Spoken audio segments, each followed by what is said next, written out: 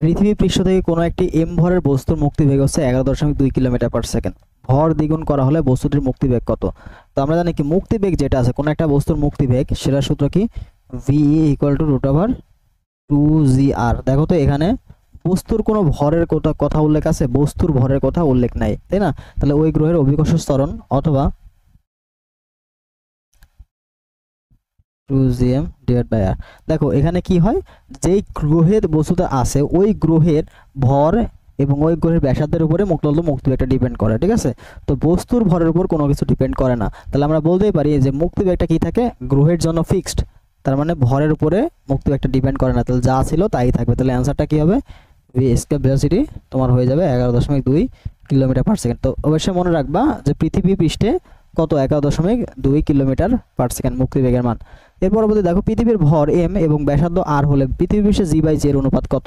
তো আমরা জানি কি জি এটা সমান কত, G M divide by r square. তোমাকে বের করতে হবে জি অর্থাৎ অভিকর্ষ ত্বরণ এবং মহাকর্ষ ধ্রুবকের অনুপাত, তার মানে জি বাই বড় হাতের জি এটা সমান কত হচ্ছে এম বাই আর স্কয়ার। তো এটা কিন্তু গুরুত্বপূর্ণ, ঠিক আছে? আমি কিন্তু সব ইম্পর্টেন্ট প্রশ্নগুলো করাচ্ছি, এমন না যে এটা ইম্পর্টেন্ট না। তো এটা থিওরির জন্য তোমার কিন্তু গুরুত্বপূর্ণ।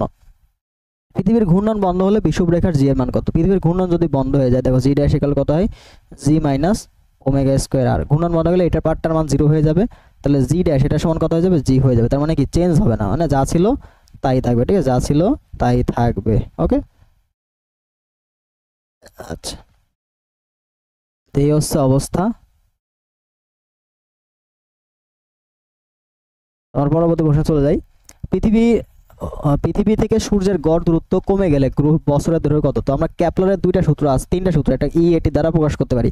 দ্বারা হচ্ছে ইলিপস বা উপবৃত্তাকার পথে গ্রহগুলো করে, দ্বারা হচ্ছে ক্ষেত্রফলের সূত্র, টি হচ্ছে সময় সূত্র। তো সময় সূত্র কেমন ছিল যে টি স্কয়ার সমানুপাতিক হচ্ছে আর কিউব, ঠিক আছে? অর্থাৎ এখানে দেখো সময়টা কি করছে, সময় হচ্ছে আমাদের কি মধ্যবর্তী গড় দূরত্বের কি হচ্ছে সমানুপাতিক হারে বৃদ্ধি পাচ্ছে, তাই না? তাহলে এখানে যদি সময় দূরত্ব যদি কমায় দেয় তাহলে টি এর মান কত কমে যাবে, দূরত্ব কমায় দিলে টি এর মানটাও কমে যাবে, কারণ কি এটা সমানুপাতিক হারে বাড়তেছে। তার মানে বলতে পারি যদি টি কমে তাহলে কি আরও কমে, হ্যাঁ? অর্থাৎ এখানে আমরা মেনলি আরটা কমাচ্ছি, আমরা গড় দূরত্ব কমাচ্ছি, তাহলে গড় দূরত্ব কমালে টি এর মানটাও কমে যাবে, তাহলে অ্যান্সার কি হবে কমে যাবে, এ নাম্বার হবে উত্তর। পরের প্রশ্ন চলে যাই। দেখো ভূপৃষ্ঠ থেকে 200 কিলোমিটার ঊর্ধ্বে অভিকর্ষ ত্বরণের মান কত? পৃথিবীর ব্যাসার্ধ দেওয়া আছে ভূপৃষ্ঠ থেকে জি এর মান 9.8, তাহলে ভূপৃষ্ঠ থেকে কত উচ্চতায় 200 কিলোমিটার উচ্চতায়, ঠিক আছে? তাহলে তোমাকে উচ্চতা দেওয়া আছে, তোমাকে বের করতে হবে অভিকর্ষ ত্বরণ। তাহলে আমরা উচ্চতায় এইচ উচ্চতার ক্ষেত্রে আমরা অভিকর্ষ ত্বরণ কি জানি যে 1 minus 2h divide by R into g. এই জিটাকে এই জিটা হচ্ছে পৃথিবীতে অভিকর্ষ ত্বরণ, মানে স্বাভাবিক অবস্থায় যে অভিকর্ষ ত্বরণ। তাহলে মানগুলো বসে দাও 1 মাইনাস 2 গুণন 200 ডিভাইড বাই আর এর মান কত? এখানে দেখো 64 কিলোমিটার, এখানে কত কিলোমিটারে দেওয়া আছে, তাহলে 6400 কিলোমিটার গুণন হচ্ছে 9.8। তা এবার আবার তোমার এখানে হিসাব করতে হবে, দেখো 2 গুণে 4 হচ্ছে, তাহলে এই 200 কাটা গেল, তাহলে 4 দিয়ে 64 ভাগ করলে কত হয় 16 থাকে। তাহলে দেখো নিচে থাকলে 16 আর উপরে 16 মাইনাস এখানে 1, তার মানে কত 15 বাই 16 গুণন হচ্ছে 9.8। তাহলে এটা কাটাকাটি করে তুমি কিন্তু ভ্যালুটা পাচ্ছ। তাহলে 15 বাই 16 মানে কত, 1 এর থেকে মানটা কম না, 1 এর থেকে কম। তাহলে 1 এর থেকে কোনো একটা মান যদি কমাই দাও 9.8 কে গুণ করো, তাহলে এখানে কিন্তু মানটা তোমার 0.9 এরকম একটা ভ্যালু আসবে, 0.9 গুণন 9.8, ঠিক আছে? এরকম একটা মান আসবে। তার মানে বুঝতেছো 9.8 এর থেকে একটু কম, 9.8 এর থেকে একটু কম, তাহলে 9.8 কম, ঠিক আছে? 9.8 এর থেকে একটু কম ভ্যালু কই আছে দেখো 9.1, ঠিক আছে? তাহলে 9.19, ঠিক আছে? তো এটা হচ্ছে আমাদের সেই অভিকর্ষ ত্বরণের মান, ঠিক আছে? এইভাবে মানগুলো বের করবা যদি উচ্চতায় বের করতে বলে। আর যদি আমাদের গভীরতায় বলতো, ডি গভীরতায়, তাহলে ডি গভীরতায় বললে আমরা কি লিখতাম g d equal 1 minus d divide by R into g, ঠিক আছে?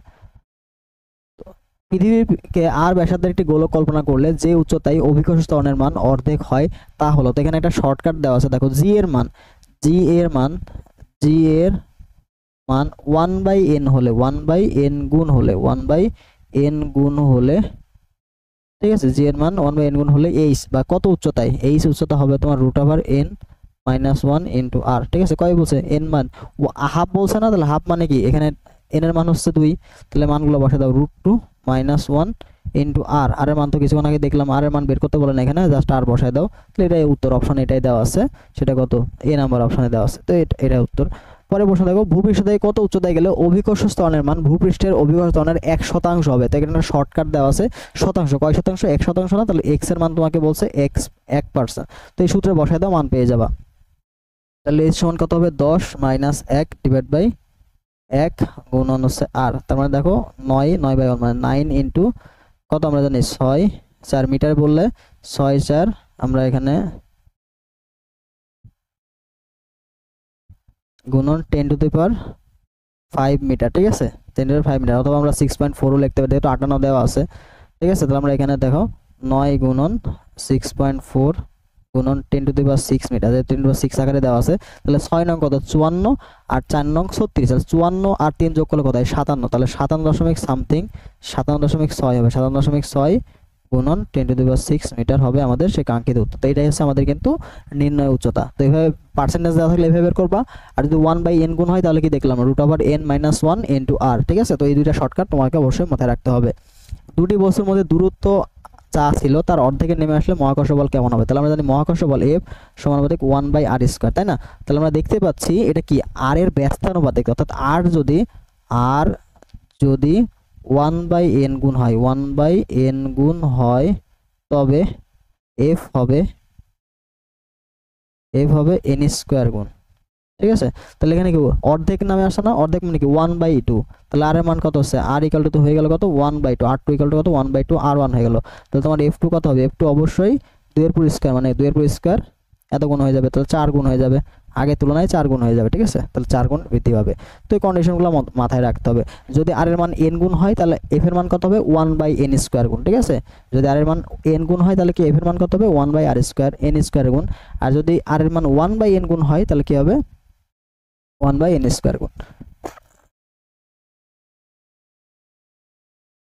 এরপরের প্রশ্নগুলো যদি আমরা দেখি, যে পৃথিবীর ভর অপরিবর্তিত রেখে 1% হ্রাস পায় তবে অভিকর্ষ ত্বরণের মান কত। দেখো এই প্রশ্নটা কিন্তু ক্যালকুলেটর ছাড়া করা যাবে না, আমি জাস্ট তোমাকে প্রসেসটা দেখাই। দেখো তোমাকে বলছে কি যে পৃথিবীর ব্যাসার্ধ r, যে r' এটা সমান কত হচ্ছে 1% হ্রাস পেল, 1% হ্রাস, 1% মানে কি বলতো 0.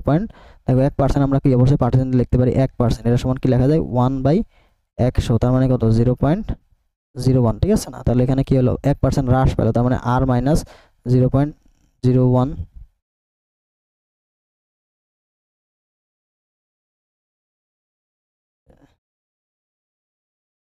ঠিক আছে। তো এইভাবে ভ্যালুগুলো বের করতে হবে, দেন আমরা এখান থেকে ক্যালকুলেশনগুলো করব। তাহলে আর এর মানটা তুমি একটা পাইলা, তাহলে এখানে কত আছে 1 - 0.01, ঠিক আছে। তাহলে এখানে আমরা ভ্যালুটা পাচ্ছি কত, মানটা বের করব, তারপরে জি এর সূত্রে বসাবো, ঠিক আছে। জি এর সূত্রে বসায় পার্সেন্টেজটা বের করব, আসলে কতটুকু বৃদ্ধি পাচ্ছে বা কতটুকু হ্রাস পাচ্ছে। তাহলে অবশ্যই তো হ্রাস পাবে, দেখাই যাচ্ছে, তাই না। দেখো তো আমরা ব্যাসার্ধ হ্রাস পাচ্ছে, তাহলে আমরা জি জানি কি জি সমানুপাতিক 1/r², তার মানে আর এর মান যদি বৃদ্ধি পায় তাহলে জি এর মান কি হবে হ্রাস পাবে, আর এর মান যদি হ্রাস পায় তাহলে জি এর মান কি হবে বাড়বে। তাহলে এই কন্ডিশন তো আমরা জানি, তাহলে আর এর মান যেহেতু কমে যাচ্ছে তাহলে অবশ্যই জি এর মানটা বৃদ্ধি পাবে। তাহলে কতটুকু বৃদ্ধি হবে এটা আমরা দেখি।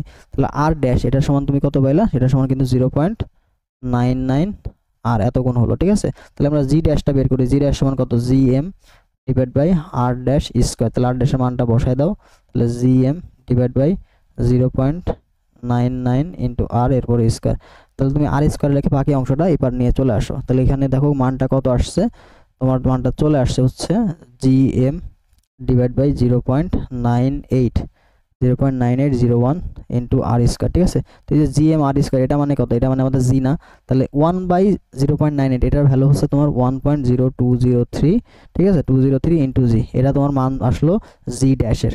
এবার তাহলে পরিবর্তন কতটুকু হলো, ডেল জি এটা সমান কত হবে জি' মাইনাস জি, ঠিক আছে না। তাহলে এখানে কত 1.0203 জি মাইনাস শুধু জি, তাহলে তোমার এখান থেকে চলে আসে কত 0.023 ইন্টু জি। তাহলে পার্সেন্টেজ হিসাব করবো, তাহলে এর সাথে 100 গুণ করে দেবো, তাহলে 100 গুণ করে দেখো 0.23% চলে আসে, বা আমরা 2.3% চলে আসে, কত আসে 2.3%, 2.3%, 2.3%, জি। তাহলে আমরা 2.3 না লিখে আমরা কি লিখতে পারি 2% বৃদ্ধি, ঠিক আছে। তো এটা আমরা 2% বৃদ্ধি লিখতে পারি, বৃদ্ধি। তাহলে মানগুলো আসলে কিভাবে, নিয়মটা দেখো, ঠিক আছে। তো মানগুলো তোমাকে যেভাবে তুমি বের করতে পারো ওরকমই দেওয়া থাকবে, বাট নিয়মটা বোঝার চেষ্টা করো। যদি তোমাকে বলে যে ব্যাসার্ধ এত পার্সেন্ট বৃদ্ধি হ্রাস করা হলো বা বৃদ্ধি করা হলো, জি এর মানটা কেমন পরিবর্তন হবে, জাস্ট এই প্রসিডিওরটা মনে রাখো যে এই প্রসিডিওরে আমার করতে হবে। তো মানগুলো তোমাকে চেঞ্জ করে দিবে যদি হাতে ক্যালকুলেশন করা লাগে। দেখো হাতে ক্যালকুলেশন আর ক্যালকুলেটর ইউজ করা মানে অবশ্যই তোমাকে ছাড়া চেঞ্জ করে দিবে, ঠিক আছে। এমন না যে যেগুলো ক্যালকুলেটর ইউজ করা যায় ওগুলো তোমাকে হাতে ক্যালকুলেশন করতে জীবনেও দিবে না, ঠিক আছে। একটি নাইলনের দড়িতে 70 কেজি ভরের একজন পর্বতারোহী ঝুললে দড়ির দৈর্ঘ্য এত মিটার বৃদ্ধি পায়, ঠিক আছে। মূল দৈর্ঘ্য 60 মিটার থাকলে এবং ব্যাস এত মিটার হলে ইয়ং এর গুণাঙ্ক কত হলে, ইয়ং এর গুণাঙ্ক সূত্র তোমাকে অ্যাপ্লাই করতে হবে। তাহলে ইয়ং এর গুণাঙ্ক কি হবে, দেখো এটা দৈর্ঘ্য বিকৃতি ডিভাইড বাই পীড়ন। তাহলে অবশ্যই আমরা সূত্র কি জানি, ওয়াই এর সূত্র কি জানি, যে উপরে কি হয় F by A divide by নিচে কি হবে বলতো L by L, L by বড় হাতের এল। তাহলে তুমি এখানে লিখতে পারো উপরে F L divide by A into L. মানগুলো বসায় দাও, কতটুকু বল প্রয়োগ করলে 70 কেজি ভর, তাহলে এই ভরটাই আলটিমেটলি ওজনে কনভার্ট হচ্ছে, ওইটাই মূলত বলের যোগান দিচ্ছে, তাই না। তাহলে আমরা এখানে লিখতে পারি এখানে M G L divide by A, A কে কি কোন ধরনের দড়ির মূল দৈর্ঘ্য দেওয়া আছে, ব্যাস দেওয়া আছে এত, তাহলে ব্যাস দেওয়া আছে না, গড়ি অবশ্যই কি গোলাকার একটা গুলি, গোলাকার একটা মানে দড়ি, তাহলে এটা ক্ষেত্রফল কত হবে পাই আর স্কোয়ার, পাই আর স্কোয়ার ইন্টু এল। তাহলে এম জি তোমাকে 70 গুণন 9.8 গুণন এল কত, দড়ির দৈর্ঘ্য কতটুকু ছিল, দড়ির দৈর্ঘ্য ছিল মূল দৈর্ঘ্য হচ্ছে 60 মিটার, তাহলে এখানে লিখবো 60 মিটার ডিভাইড বাই কতটুকু বৃদ্ধি পাইছে 1.5 মিটার বৃদ্ধি পাইছে গুণন ক্ষেত্রফল পাই ইন্টু আর স্কোয়ার, আর স্কোয়ার মান কত, ব্যাস 9 মিটার, তাহলে ব্যাসার্ধ কত হবে অবশ্যই 3 এর উপর স্কোয়ার মানে 9 লিখলাম। তাহলে এইভাবে মানগুলো পাইলাম, ঠিক আছে। তো এখান থেকে এবার তোমাকে ক্যালকুলেশনগুলো করতে হবে। তাহলে দেখো 1.5 কে আমরা এটা দিয়ে কাটতে পারি, কত হয় 40 হয়, তাই না, এটা হয়েছে 40। তারপরে যে 9, ঠিক আছে না 9, তারপরে যে 3.14 এটা দিয়ে তুমি চাইলে এটাকে কাটতে 3.14, তাহলে তুমি 3 তিরিকে 9, তাহলে এখানে এটা দিয়ে এটাকে যদি কাটো 3 দশমিক সামথিং একটা ভ্যালু পাচ্ছ, ঠিক আছে না। আবার 3 দিয়ে এটাকে কাটলো এটাকে 3 দশমিক সামথিং পাচ্ছ। তাহলে আবার দেখো, তাহলে 3 দিয়ে 70 কাটলে কাছাকাছি একটা মান, তো তুমি কাছাকাছি ভ্যালুগুলো অবশ্যই নেওয়ার চেষ্টা করবে, কাছাকাছি ভ্যালুগুলো নেওয়ার চেষ্টা করতে হবে, ঠিক আছে। যেখানে ক্ষেত্রফলটা আমাদের মেবি মিলিমিটারে, মিটারে আছে, ব্যাসটা দেওয়া আছে তোমার হচ্ছে এখানে একটু হয়তো মানগুলো তুলতে ইয়ে হতে পারে, মিলিমিটারে ছিল বুঝছো, ব্যাসটা ছিল মিলিমিটারে, তাহলে এখানে একটু ক্যালকুলেশনটা ইয়ে হয়েছে, মিলিমিটারে ছিল আমাদের, এখানে মিলিমিটারটা উঠে নাই, যদি মিটারে দিতাম তাহলে আমরা এটা লিখতে পারতাম, বাট যেহেতু মিলিমিটার বলছে তাহলে কি হবে 9 এর সাথে tan ইনভার্স 3 গুণ হবে, ঠিক আছে না। তাহলে 9 গুণন tan ইনভার্স 3, ঠিক আছে, tan ইনভার্স 3 লিখলাম, সেখানে আমরা 3 গুণন tan ইনভার্স 3 তারপর হোল স্কয়ারটা লিখলাম। তো এটা কাটাকাটি করতে হবে, তো কাটাকাটি করলে তুমি যদি ক্যালকুলেশন করো, হ্যান্ড ক্যালকুলেশন করো, দেখো এই মানটাও কি সাস্টে আসছে, তো সাস্টে ক্যালকুলেটর ইউজ করা যায়, তাই না। তো ক্যালকুলেটর ইউজ করা যায়, তাহলে ওইভাবে মানগুলো দিবে। তো আমরা হাতে ক্যালকুলেশন এইভাবে জাস্ট নিয়মটা দেখতেছি। তো এটার অ্যান্সার কিন্তু 4.31 গুণন 10⁸। তো তোমাকে ভ্যালুগুলো অবশ্যই যেন তুমি হাতে ক্যালকুলেশন করতে পারো এরকম মানগুলাই দিবে, ঠিক আছে। তবুও কাটাকাটির নিয়মটা এইভাবে করার চেষ্টা করবা যেভাবে আমি বললাম। আমাদের হেল্প ক্যালকুলেশন ভিডিওগুলো দেওয়া আছে, ওগুলো তুমি চাইলে দেখতে পারো, ওগুলো দেখে মোটামুটি কাটাকাটি সম্পর্কে কিভাবে করতে এটা জানতে পারবা। দেখো তরলের ক্ষেত্রে সান্দ্রতা সহগের সাথে তাপমাত্রা, তরলের ক্ষেত্রে যদি তরলের বলে তাহলে তরলের ক্ষেত্রে আমরা সম্পর্কটা কি জানি, তরলের ক্ষেত্রে তোমার হবে হচ্ছে ব্যস্তানুপাতিক সম্পর্ক, ঠিক আছে। তাপমাত্রার সাথে সান্দ্রতা সহগের সম্পর্ক হবে ব্যস্তানুপাতিক। আর এটা হচ্ছে গ্যাসের ক্ষেত্রে, এটা কি গ্যাসের ক্ষেত্রে, গ্যাসের ক্ষেত্রে আর এটা সমানুপাতিক √/t, ঠিক আছে। তরলের ক্ষেত্রে ব্যস্তানুপাতিক, তরলের ক্ষেত্রে উল্টা, তরলের ক্ষেত্রে কি হবে উল্টা, গ্যাসের ক্ষেত্রে যেটা তরলের ক্ষেত্রে কি হবে সেটা উল্টা হবে, ওকে। আচ্ছা পরের প্রশ্ন চলে যাই। দেখো এই সূত্রটা কিন্তু খুবই গুরুত্বপূর্ণ, তোমার এখানে গ্যাসের ক্ষেত্রে দেওয়া নাই, বাট গ্যাসের ক্ষেত্রে কিন্তু দেওয়া থাকবে, গ্যাসেরটাই হয়তো দেওয়া থাকবে, যে n সমানুপাতিক এইটা সমানুপাতিক √/t, এটাই কিন্তু দেওয়া থাকতে পারে, ওকে।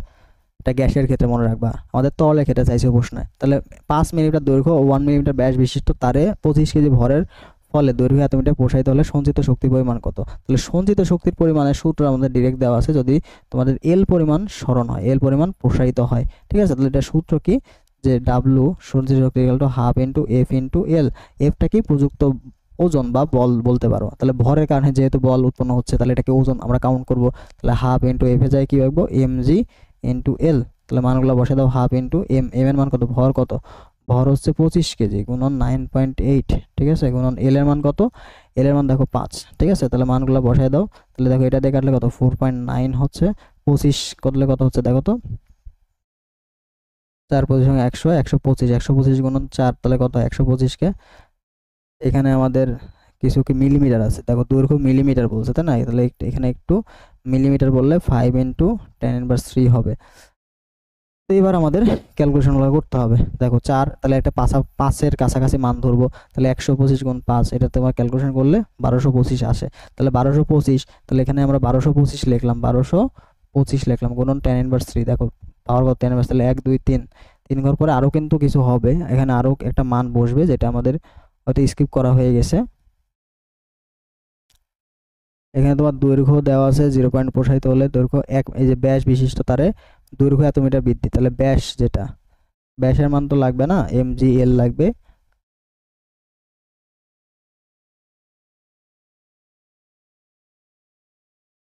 এখানে 0.01 মিলিমিটার প্রসারিত, তাহলে আমরা এখানে কি লিখলাম 5 কই থেকে লিখলাম আন্দাজে, প্রসারিত যতটুকু ওইটা লিখতে হবে। দেখো এল এর মান হচ্ছে যতটুকু প্রসারিত হয়েছে, ঠিক আছে, তো এখানে একটু ভুল আছে, আমরা ভুল লিখছি, এখানে আমরা ভুল করছি, মানটা লিখতে ভুল করছি, ঠিক আছে। তো এল এর মান হচ্ছে আমরা এই যে 5 মিটার দৈর্ঘ্য এটা লিখে ফেলছি, তো এটা যখন বড় হাতের এল থাকবে তখন আমরা এটা লিখবো, ঠিক আছে। বাট যখন ছোট হাতের এল তখন কি থাকবে প্রসারিত, তাহলে প্রসারিত মান কত 0.01 গুণন 10⁻³ এবার ক্যালকুলেশন করলে তোমার মানটা চলে আসবে 0.01225 এরকম একটা মান চলে আসবে, ঠিক আছে, 0.01225 জুল, ঠিক আছে। তো এটাকে 5 ধরে প্রতির সাথে গুণ করে দাও, তাহলে এই মানটা আসবে। তারপর দেখো 0.1 দিলে একটা ঘর যাবে, আবার 10⁻³ মানে আরো বামে চলে আসবে, তাহলে 1 ঘর 2 ঘর 3 ঘর 4 ঘর আছে না, তাহলে 5 ঘর পরে দশমিকটা চলে আসবে। ওকে, এইভাবে মানগুলো বের করতে হবে। এরপরের প্রশ্নে যদি আমি চলে যাই, দেখো 1 নিউটন পার মিটার স্প্রিং ধ্রুবক বিশিষ্ট কোনো স্প্রিংকে শিথিল অবস্থা থেকে 0.1 মিটার সংকুচিত করা হয়, এই অবস্থায় স্প্রিংটির বিভব শক্তি কত? তো স্প্রিং এর বিভব শক্তি পার্টটা খুবই গুরুত্বপূর্ণ, তাহলে সূত্র আমরা জানি কি হাফ এ এক্স স্কয়ার, তাই না, তাহলে হাফ বসায় দাও, কে কত দেওয়া আছে 1 মিলিমিটার শিথিল অবস্থা থেকে 0.1 সংকুচিত করা হলো, তাহলে সংকুচিত করলে স্প্রিংটির বিভব, দেখো সংকুচিত করলে কাজের মানটা কিন্তু মাইনাস, সংকুচিত করলে কাজের মানটা দেখো সংকুচিত এবং প্রসারিত, ঠিক আছে, সংকুচিত এবং প্রসারিত, তো এই ভ্যালুটা মাথায় রাখতে হবে। তাহলে সংকুচিত করলে আমাদের কি হবে, যদি সংকোচন করলে দেখো সংকোচন কথা থাকলে এটা তোমার বলের বিরুদ্ধে কাজ করে, মানে বলের দিকে কাজ করতেছে, ঠিক আছে। সংকোচন হলে কাজের মানটা হবে পজিটিভ, আর যদি প্রসারণ হলে তোমার মাইনাস হবে, ঠিক আছে, মাইনাস কে এক্স স্কোয়ার, তখন হবে তোমার হচ্ছে মাইনাস। প্রসারণ বললে এখানে মাইনাস হাফ কে এক্স স্কোয়ার লিখতে হবে, আর যদি সংকোচন বলে তাহলে কি লিখতে হবে, তাহলে শুধু প্লাস, তাহলে হাফ ইন্টু কে এর মান বসে দেবা, কে এর মান কত 1 গুণন এক্স স্কোয়ার মান কত 0.1 তারপরে স্কোয়ার, ঠিক আছে। তাহলে ভ্যালুগুলো বসে দাও 1/2 গুণন 0.1 গুণ করলে কত হয় 0.01, ঠিক আছে। তাহলে এটা যদি ক্যালকুলেশন করতে তাহলে অ্যান্সার কত আসছে দেখতে পাচ্ছ, আমাদের 5 ইন্টু 10⁻³ চলে আসে, ঠিক আছে। তো এত জুল হচ্ছে আমাদের সে কাঙ্ক্ষিত শক্তির মান। এর পরবর্তী প্রশ্নে চলে যাই, পয়সনের অনুপাতের কোনটি জন্য সঠিক? পয়সন অনুপাতটা এখান থেকে কিন্তু খুবই একটা গুরুত্বপূর্ণ থিওরি চলে আসতে পারে, ঠিক আছে, বলা যায় না। তো এটার অ্যান্সার দেখো -1 থেকে হাফের মধ্যে সীমাবদ্ধ, পয়সন অনুপাত কত -1 থেকে হাফের মধ্যে সীমাবদ্ধ, বা এখানে তোমাকে -1 গ্রেটার দেন সিগমা 0.5ও বলতে পারে, ঠিক আছে, হাফ মানেই 0.5।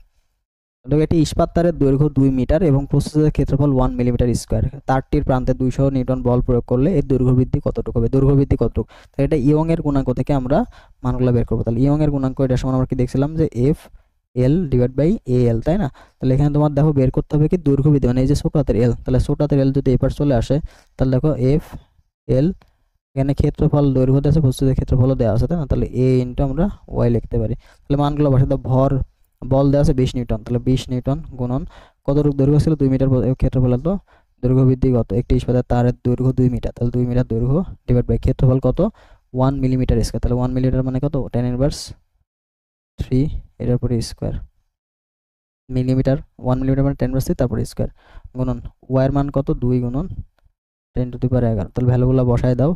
তাহলে এখান থেকে উপরে থাকে কত 40 ডিভাইড বাই এখান থেকে 1 গুণন 10⁻6 থাকে গুণন 2 গুণন 10⁻11, তাহলে আমরা 2 দিয়ে এটা কাটতে পারি, উপরে থাকলো 20, ঠিক আছে।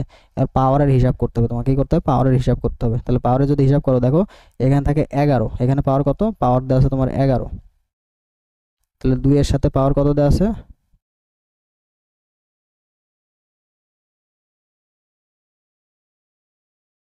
তোমার 2 গুণন কি ছিল, 2 গুণন 10^11, তাহলে -5 6 আর এখানে 11, তাহলে কত হলো আলটিমেটলি তোমার 5 থাকতেছে না, উপরে চলে গেলে কি হচ্ছে দেখো তো, 20 গুণন 10 ইনভার্স 5। পাওয়ারটা নিচে যদি পজিটিভ থাকে তাহলে উপরে গেলে কি হয়ে যায়, নেগেটিভ হয়ে যায়। তাহলে 20 আছে, 20 তোমার অপশন আছে নাই, তাহলে আমরা যদি 2 লিখি, তাহলে 2 লিখলে দেখো দশমিকটা ছিল এখানে, আমরা কি বামে নিয়ে আসলাম না, তাহলে বামে নিয়ে আসলে কি পাওয়ার 1 যোগ হয়, তাহলে +1 যোগ হলে কি হবে, 10^4 হবে। এবং এটাই হচ্ছে আমাদের সেকাঙ্ক্ষিত উত্তর। তো এই ট্যাব থেকে কিন্তু প্রশ্ন আসতে পারে যে কতটুকু দৈর্ঘ্য বিকৃত হচ্ছে, মান বের করো, ঠিক আছে। তো এটা সূত্রটা অবশ্যই মনে রাখার চেষ্টা করবা। এবার দেখো পৃষ্ঠটানের মাত্রা, পৃষ্ঠটানের মাত্রাটা মনে রাখবা, পৃষ্ঠটানের মাত্রা কি ml/1 t/2, ঠিক আছে। চাপ বৃদ্ধির ফলে তরলের সান্দ্রতা কি হয়, চাপ বৃদ্ধির ফলে তরলের সান্দ্রতা বৃদ্ধি পাবে, চাপ বৃদ্ধির ফলে তরলের সান্দ্রতা কি হয়, বৃদ্ধি পায়। তো এই সূত্র, এই যে থিওরি পার্টগুলো, এগুলো অবশ্যই অবশ্যই মনে রাখার চেষ্টা করবা। এবার দেখো 2 মিটার দীর্ঘ একটি তারের দৈর্ঘ্য 0.01 মিটার বৃদ্ধি পেলে দৈর্ঘ্য বিকৃতি কত। তাহলে দৈর্ঘ্য বিকৃতি যেটা, সেটা আমরা কি জানি, এল ড্যাশ, সেটা সমান হচ্ছে তোমার হচ্ছে কতটুকু, এল ডিভাইড বাই তার দৈর্ঘ্য এবং হচ্ছে বিকৃতি, ঠিক আছে না। তাহলে এল ডিভাইড বাই এল, তাহলে কতটুকু বৃদ্ধি পাইছে, 0.02। আগে কত ছিল, আগে ছিল 2, তাহলে এটা কাটাকাটি করতে হবে, 2 দিয়ে এটা কাটলো, তাহলে কত হলো 0.01, ঠিক আছে। তো এটাই হচ্ছে উত্তর। এরপরে দেখো একই উপাদানের তৈরি দ্বিতীয় তারের দৈর্ঘ্য প্রথম তারের দৈর্ঘ্যের দ্বিগুণ, কিন্তু ব্যাসার্ধ প্রথম তারের অর্ধেক হলে সমান প্রয়োগ করলে দ্বিতীয় তারের প্রথম তারের দৈর্ঘ্য প্রসারণের সহগ অনুপাত কত। দৈর্ঘ্য প্রসারণের অনুপাত, দৈর্ঘ্য প্রসারণের অনুপাত বলতে কি বোঝায় বের করতে হবে, ঠিক আছে। তাহলে অনুপাত বের করতে হবে। তাহলে এখানে প্রশ্নটা দেখো,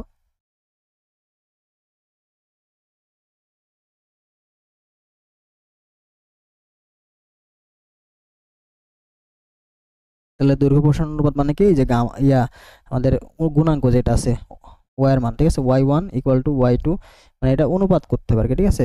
একই উপাদানের, যদি উপাদান একই হয় তাহলে ওয়াই এর মানটা কি সেম থাকবে না, আমরা জানি কি একই উপাদানের জন্য ওয়াই এর মানটা কি থাকে, সেম থাকে। তাহলে ওয়াই এর মানটা সেম থাকে, ঠিক আছে। তাহলে ওয়াই এর মানটা সেম থাকলে আমরা জাস্ট কি বললাম, প্রথমবার যেটা হয় সেটা কত, FL/AL, এটা ঘটে।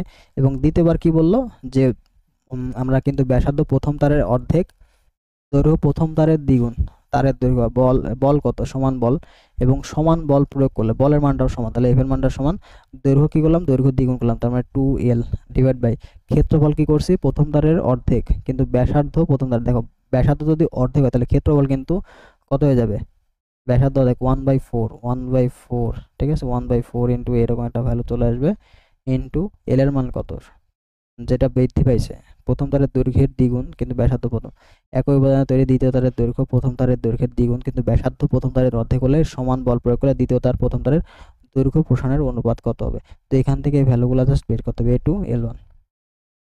তাহলে এখান থেকে তুমি L2 লিখলা, এখানে L1 লিখলাম, এখানে L2 লিখলাম, ঠিক আছে। দেন তোমাকে প্রসারণের সহগগুলোর অনুপাত বের করতে হবে, মানে L2:L1 বের করতে হবে, ঠিক আছে। তাহলে এখান থেকে আমি মানগুলো দেখতে পাচ্ছ, দেখো এখানে 4 আছে, উপরে চলে গেল, 4 উপরে চলে গেল, তাহলে 8 হচ্ছে, তাই না। F কাটা গেল, তাহলে এল উঠে গেল, থাক এ উঠে গেল, তাহলে থাকলো মানগুলো কত থাকলো, আমরা দেখতে পাচ্ছি L2 উপরে চলে যাবে, তাই না। L2 ডিভাইড বাই হচ্ছে L1, এটা সমান চলে আসলো, উপরে দেখো 4 উপরে উঠে গেল, তার মানে 8/1 চলে আসে। তাহলে তোমাকে L1:L2 বের করতে বলছে, প্রথমবার ইন্টু দ্বিতীয়টা। তাহলে আমরা দেখতো দ্বিতীয়টা যদি বলে তাহলে আমরা উত্তর কি হবে, L1 বলেন, তাহলে L2:L1, এটা কত, 8:1, ঠিক আছে। তো এটাও কিন্তু আমাদের উত্তর হয়। যদি প্রথমটা দ্বিতীয়টা বলতো তাহলে কি হতো, L1:L2, দ্বিতীয়টা প্রথমটা L2:L1, ঠিক আছে। তো এইভাবে অনুপাতগুলো কিন্তু দিতে দিতে পারে। তো একই উপাদানে বলার কারণে আমরা কি বলতে পারতাম, যে ওয়ার মানটা সেম, ঠিক আছে। দেখো গ্যাসের মুক্ত পদ, গড় মুক্ত পদের শর্ত, এটা ভাই খুবই গুরুত্বপূর্ণ। গ্যাসের গড় মুক্ত পদে যতগুলা কন্ডিশন দেওয়া আছে বা নির্ভরশীলতা আছে সবগুলো মনে রাখবা, ঠিক আছে। মুক্ত পদের তাপমাত্রা সম্পর্ক কি, তাপমাত্রা সম্পর্ক হচ্ছে সমানুপাতিক, তাপমাত্রা সম্পর্ক কি, ব্যাস সমানুপাতিক, ঘনত্বের ব্যাসমাতিক, এই সূত্রগুলো কিন্তু অবশ্যই মনে রাখতে হবে, ঠিক আছে, এই টাইপের সূত্রগুলো। গড় বর্গবেগের বর্গমূল ও পরম তাপমাত্রার মধ্যে সম্পর্ক কত, দেখো সিআরএমএস বেগ যেটা, এই সিআরএমএস বেগটা কিন্তু খুবই গুরুত্বপূর্ণ, এখান থেকে প্রশ্ন চলে আসে। C1/C2 ইকুয়াল কত, √T1/T2, তাহলে T1/T2 কত হবে, T1/T2 এটা সমান কত, C1/C2, এটার পরে কিন্তু স্কোয়ার। তো এই ভ্যালুগুলো থেকে কিন্তু প্রশ্ন তোমার চলে আসবে, ভ্যালুগুলো থেকে প্রশ্ন চলে আসবে, ঠিক আছে। বলবে Tn গুণ করা হলো, Tn গুণ হলে C2 কত হবে, C2 হবে √n into C1।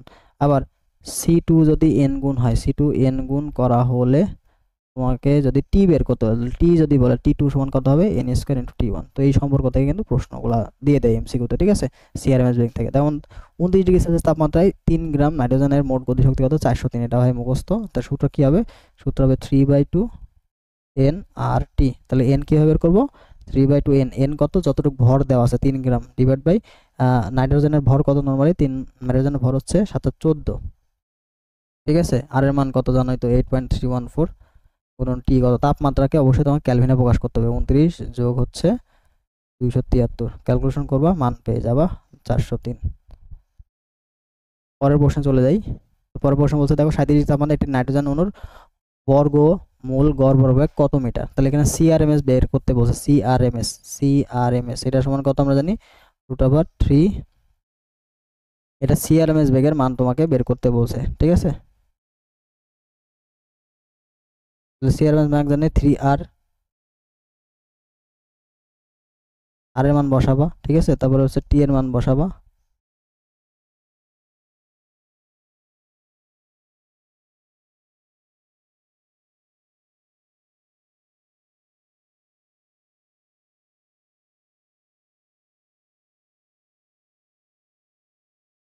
Three R T divide by M, এটা আছে সূত্র, ঠিক আছে।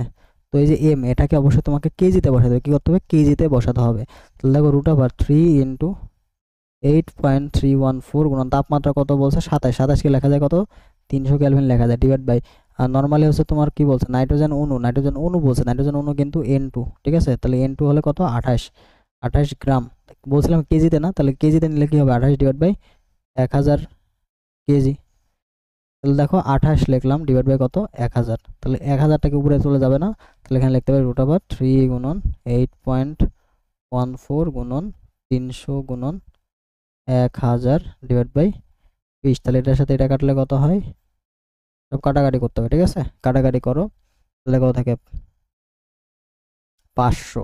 ভিতরে সব গুণ টুন করে দেবা, গুণ করে দেয় ভ্যালুটা পাবা, ঠিক আছে। তাহলে দেখো 3 আসছে, 3 আর 24, তারপর 3 0 0 0, সবগুলা শূন্য শূন্য, দেখো এখানে 2টা শূন্য 2টা শূন্য, 4টা শূন্য অলরেডি পেয়ে গেলা, ঠিক আছে। 3 5 15, ঠিক আছে। তারপর 3 15 45, 45কে 8 দিয়ে গুণ করবো, 8 দিয়ে গুণ করে যে মানটা পাচ্ছ, 45 গুণন 8, 5 আর 40, 40 শূন্য 8 থেকে 4, 4 8 32, আর 4 36, 360। মানে 4 থেকে একটু বেশি, তাহলে 4 থেকে একটু বেশি মান কত আসে সেটা দেখতে হবে, দেখো, বা 400 থেকে মানটা বড় আর কি, ঠিক আছে।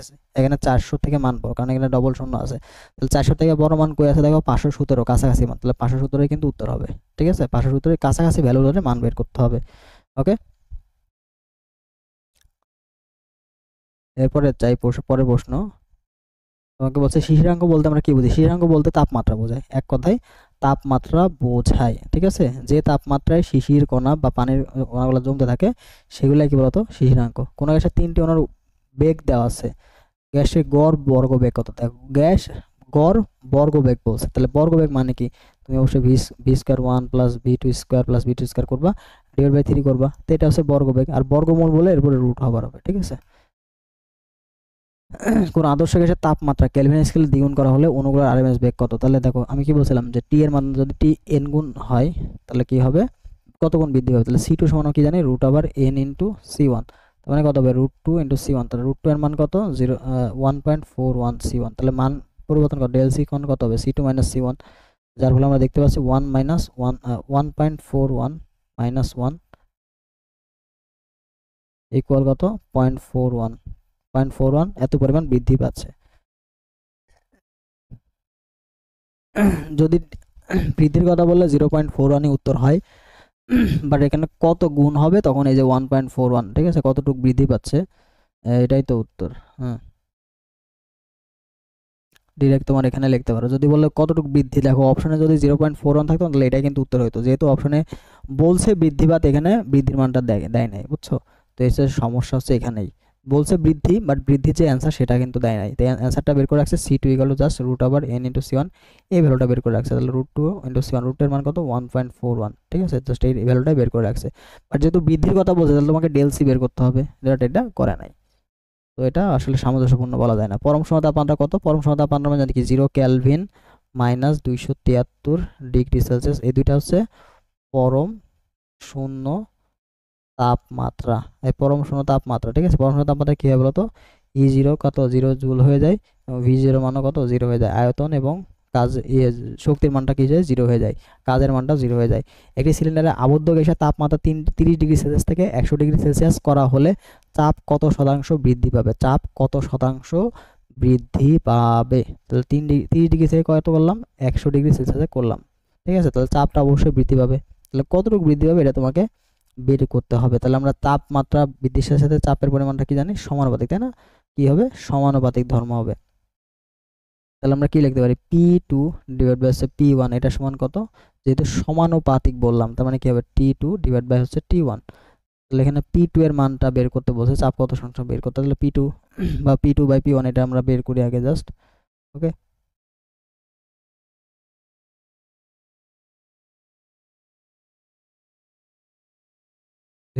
তিনে 100 দেয়, তার মানে আমার কত হবে 373 ডিভাইড বাই তোমার হচ্ছে 303, যেখানে 30 ডিগ্রি আছে, গুণন হচ্ছে P1। তাহলে এখানে দেখো অবশ্যই উপরে 373, তার মানে একের থেকে একটু বেশি হবে, একের থেকে একটু বেশি হবে, তাহলে একের থেকে একটু বেশি মান দেখো 30, তাহলে 6, 3 দুগুণে 6, তার মানে 2 পয়েন্ট সামথিং হবে, ঠিক আছে। তাহলে 1.2 আমরা ধরে নিলাম, আমাদের সুবিধার্থে 1 পয়েন্ট আমরা 2 ধরে নিলাম, ঠিক আছে, P1।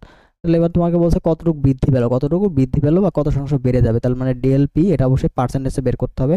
তার মানে P2 minus P1 divide by P1 গুণন হচ্ছে 100%, ঠিক আছে, গুণন 100%। পার্সেন্টেজ বললেই অবশ্যই উপরে ডেল পি ডিভাইড বাই নিচে প্রাথমিক অবস্থার সাপেক্ষে শতকরা বের করতে হয়। তার মানে উপরে দেখো কত আসছে, 0.2 আসছে, তাই না, 0.2 P1 ডিভাইড বাই P1। তাহলে P1 কেটে গেল, থাকলো গুণন 100%, তার মানে কি 2% আমাদের আসছে। বাট আমরা বলছিলাম কি এখানে 2 এর থেকে একটু বড় মান, তাহলে 2 এর থেকে একটু বড় মান মানে কি 2 এর থেকে একটু বড়, তাহলে অবশ্যই এটা কি হবে 23 হবে, ঠিক আছে। আমরা আনুমানিক মান ধরেছিলাম, অ্যাকুরেট মান তো ধরি নাই, তার জন্য কি 2 এর থেকে একটু বেশি মানটা নিতে হবে। এবার দেখো O3 এবং O2 এর গড় বর্গবেগের বর্গমূলের অনুপাত কত। তো আমরা নর্মালি কি জানি যে CRMS এটা সমান কত, √3RT ডিভাইড বাই এম। তাহলে এখানে আমরা সূত্র লিখতে পারি C সমানুপাতিক √T এবং C সমানুপাতিক 1/√M। তাহলে তুমি এখানে বলতে পারো ওদের গড় বর্গমূল, তাহলে C1/C2 এটা সমান তুমি লিখতে পারো √M2 ডিভাইড বাই M1। তাহলে তোমার অক্সিজেন O3 এটার ওজন কত বের করতে হবে। অক্সিজেন নর্মালি কত, অক্সিজেন হচ্ছে 8, 16, 3 16 কত 48, তাহলে উপরে হবে 48 আর নিচে হবে কত, আচ্ছা উপরে O2, তাই না। তাহলে O2 হলে তাহলে 16 দুগুণে 32, তাহলে উপরে থাকলো 32, নিচে থাকলো কত 48, যেহেতু O3 কে আমরা 1 ধরছি, ঠিক আছে। তাহলে এখান থেকে দেখো বের করে কত, অবশ্যই 32/16, তার মানে এখানে আমরা কয় দিকে 16 দিয়ে ভাগ করতে পারতেছি, 16 দিয়ে 2 গুণে 16, 3 16 48, 2/3, আর 2/3 মানে কত 0.9 এরকম একটা মান তুমি পাবা, ঠিক আছে না। এখান থেকে তুমি √2, এখানে দেখো এইভাবে মানগুলো দেওয়া আছে, তাহলে আমরা কি লিখতে পারি √2 ডিভাইড বাই √3, ঠিক আছে। তাহলে C1:C2 এটা সমান লেখা আসে √2:√3। তাহলে অপশনে কি দেওয়া আছে দেখো, √2:√3, ই নাম্বারটা হবে আমাদের উত্তর। যেহেতু O3 O2 বলছে, তাহলে O3 কে আমরা 1 ধরলাম আর O2 কে O3 ধরলাম, ব্যাস মানগুলো চলে আসছে এইভাবে। তো ইজিলি আসলে এভাবে বের করা যায়। তো সম্পর্কগুলো তোমাকে জানতে হবে, কোনটা কার সমানুপাতিক, কোনটা কার ব্যাসানুপাতিক, এগুলো জানলে মোটামুটি এই টাইপের প্রশ্ন কিন্তু আসবেই, ঠিক আছে। টি তাপমাত্রায় 1 লিটার বায়ুকে উত্তপ্ত করা হলে যতক্ষণ পর্যন্ত বায়ুর আয়তন ও চাপ দ্বিগুণ হলো বায়ুর চূড়ান্ত তাপমাত্রা কত। তাহলে টি তাপমাত্রায় 1 লিটার বায়ুকে উত্তপ্ত করা হলে যতক্ষণ না পর্যন্ত বায়ুর আয়তন ও চাপ দ্বিগুণ হলো, তাহলে আয়তনও দ্বিগুণ হলো, তাই না। তাহলে V2 সমান কত হয়, প্রথমে ছিল কত 1 লিটার, তাই না। তাহলে এখানে কত হলো 200 লিটার হয়ে গেল। V1 কত 1 লিটার, 2 লিটার হবে, 200 লিটার লেখছি কেন, 2 লিটার। V1 এটা সমান কত 1 লিটার। চাপের মান তোমাকে বলে না, এটা বায়ুকে উত্তপ্ত করলে যতক্ষণ বায়ুর চূড়ান্ত তাপমাত্রা, তাহলে যেহেতু চাপের মান আমার জানা নাই, তাহলে আমরা ভি এবং টি এর সাপেক্ষে অ্যান্সারগুলো বের করবো। তাহলে ভি সমানুপাতিক কি জানি, ভি সমানুপাতিক আমরা টি জানি, তার মানে V2 ডিভাইড বাই V1 এটা সমান কত T2 ডিভাইড বাই T1। তার মানে T2 সমান কত হবে, T2 সমান হচ্ছে দেখো যেহেতু দ্বিগুণ হয়েছে তার মানে অবশ্যই এটাও কি দ্বিগুণই হবে, ঠিক আছে। অ্যান্সার কত হবে 2T হবে।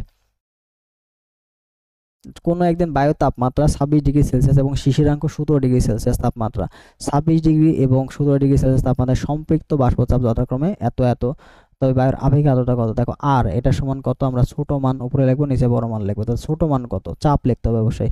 শিশিরাঙ্কে বাষ্পচাপ কত 12.38, ঠিক আছে, 12.38 ডিভাইড বাই 25.21 গুণ হচ্ছে 100%। দেখো মানগুলো বের করা ঝামেলা, বাট তোমার এখানে ক্যালকুলেশনটা অবশ্যই ক্যালকুলেটর দিয়ে করা হয়েছিল 12-13 সেশনে, যার কারণে মানটা তোমার জন্য বের করা কঠিন হচ্ছে। তাহলে সূত্রগুলো আমরা মনে রাখবো। তাহলে আর এর সূত্র কি ছিল, যে আর এটা সমান লিখতে পারো উপরে এফ ডিভাইড বাই এফ গুণন হচ্ছে 100%, ঠিক আছে। এফটা কি শিশিরাঙ্কে বাষ্পচাপ, শিশিরাঙ্কে সম্পৃক্ত বাষ্পচাপ, এফটা হচ্ছে বায়ুর তাপমাত্রায়, ঠিক আছে, বায়ুর তাপমাত্রায় বাষ্পচাপ, ঠিক আছে। তাহলে শিশিরাঙ্কে বাষ্পচাপ এবং বায়ু তাপমাত্রায় বাষ্পচাপের যে অনুপাত, শতকরা অনুপাত, সেটাই কিন্তু আমাদের আপেক্ষিক আর্দ্রতা, ঠিক আছে।